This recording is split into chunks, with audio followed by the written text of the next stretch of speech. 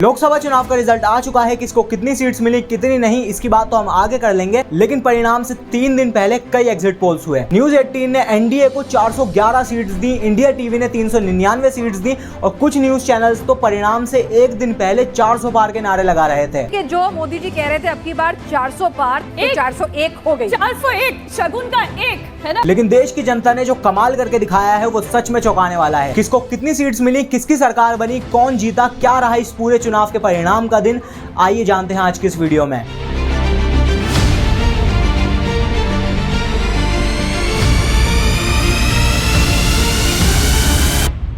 सबसे पहले मैं देश की जनता को सैल्यूट करना चाहता हूं जिसने जात पात धर्म नफरत से आगे बढ़कर वोट दिया है और लोकतंत्र को बचाने में सहयोग किया है। जो पार्टी आज से 5 महीने पहले 400 पार के नारे लगा रही थी, आज हाल ऐसा है कि उसे मेजॉरिटी लाना भी मुश्किल हो रहा है। 400 पार के नारे लगाने वाली बीजेपी आज 240 सीटों पर रुक चुकी है। जहां 2014 में अकेली बीजेपी की सीट 282 आई थी, 2019 में 302 आई थी, आज हाल ऐसा है कि उन्हें बिना गठबंधन के सरकार भी बनाना मुश्किल हो रहा है। लेकिन फिर भी बीजेपी अपने एनडीए अलायंस की मदद से 292 सीट्स तक पहुंची है और जब मैं ये वीडियो शूट कर रहा हूं बीजेपी प्लस एनडीए अपनी सरकार बना चुकी है। और एक बात तो तय है कि फिर से एक कोalition गवर्नमेंट आ रही है जब रूलिंग पार्टी के पास मेजॉरिटी सीट्स नहीं है। ऐसा 1990s में हुआ था अटल बिहारी जी के टाइम पर, जब 13 दिन या फिर 13 महीनों में सरकारें गिर जाया करती थी। मैंने अपने टाइम में ऐसी कोalition सरकार तो आज तक नहीं देखी है, लेकिन अब ये भी देखने को मिल जाएगा। बात करें इंडिया अलायंस की तो कांग्रेस को मिली है 99 सीट्स और इंडिया अलायंस में कांग्रेस के बाद सबसे ज्यादा सीट्स मिली है समाजवादी पार्टी को, पूरी 37 सीट्स। पूरे यूपी में सबसे ज्यादा सीट्स हैं और 80 में से 37 सीटें मिली है समाजवादी पार्टी को,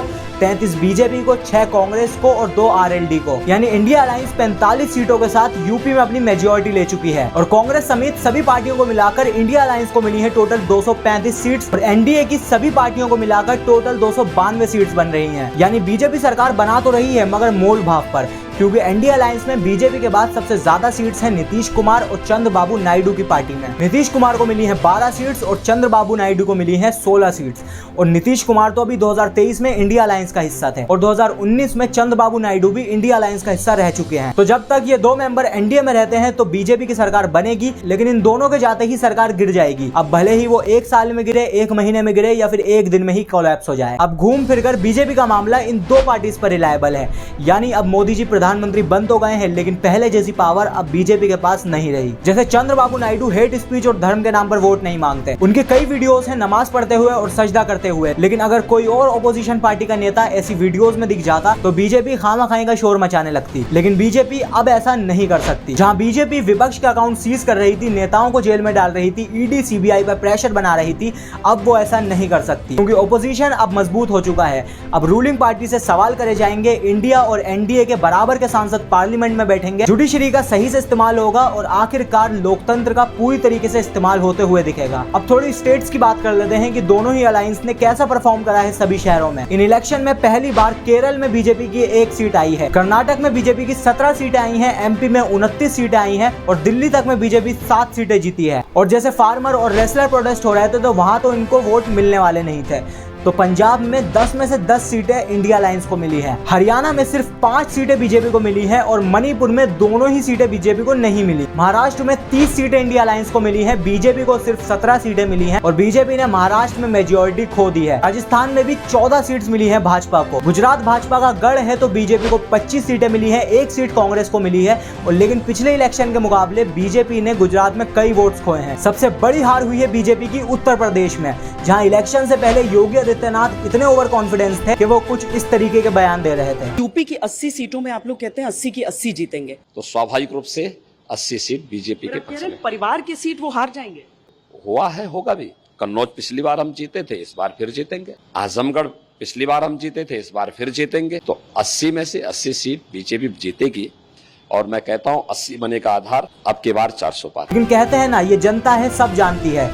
बीजेपी को उत्तर प्रदेश में मेजॉरिटी लेना भी मुश्किल हो गया है। मेजॉरिटी से बहुत कम सीट आई है बीजेपी की और जब गिनती हो रही थी तो ये हाल थे कि पीएम मोदी भी अपनी कॉन्स्टिट्यूंसी से बहुत पीछे चल रहे थे। अयोध्या तक की सीट बीजेपी हार चुकी है, जहां इन्होंने राम मंदिर को मुद्दा बनाया इलेक्शन का और पीएम मोदी तो ये तक कह रहे थे कि मोदी को जिताओ वरना कांग्रेस राम मंदिर पर ताला डाल देगी। मोदी को 400 सीटें चाहिए ताकि कांग्रेस अयोध्या में राम मंदिर पर बाबरी ताला ना लगा दे। लेकिन अयोध्या की जनता ने वोट से जवाब दिया और कहा कि आपने राम मंदिर बनवाया, बहुत अच्छी बात है, धन्यवाद, लेकिन यहाँ की जनता आपको नहीं चाहती। लेकिन ये बात कुछ नफरती चिंटुओं को पच नहीं रही। उन्होंने तो अयोध्या और उत्तर प्रदेश के हिंदुओं को गालियां तक देना शुरू कर दिया है। उन्हें कह रहे हैं कि ये हिंदू ही नहीं है, नालत ऐसे हिंदुओं पर। और यूपी वालों को तो कह रहे हैं कि इनसे बड़ा धोखेबाजी नहीं देखा। तो मैं इन सबसे एक बात कहना चाहता हूँ, अयोध्या के हिंदू राम भक्त हैं, अंधभक्त नहीं। एक इंटरव्यू में समदीश अयोध्या के एक आम नागरिक से पूछते हैं कि बीजेपी की सरकार यहाँ काम कर रही है। मतलब गरीब आदमी का विकास नहीं हो रहा है। मरे हुए का और मार दिए। अच्छा, अब तोड़ ताड़ के विकास करते हैं। तो आप कहाँ रह रहे हैं बाबा? हैं? आप कहाँ रह रहे हैं? 6 किलोमीटर एगो कबर खाना दिए है, यानी कबर खाना वो क्या होता है? वो कबर खाना है सर, कबर खाना क्या कचरे मतलब? का अच्छा, जहाँ कचरा पड़ता है। कचरे का डब्बा समझो उसको।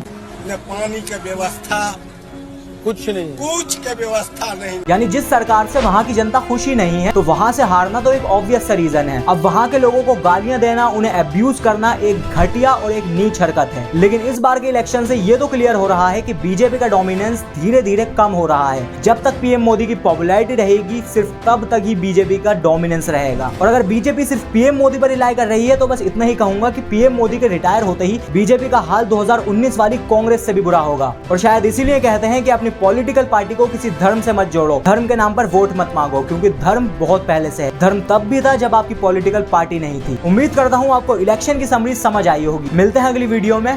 Thank you.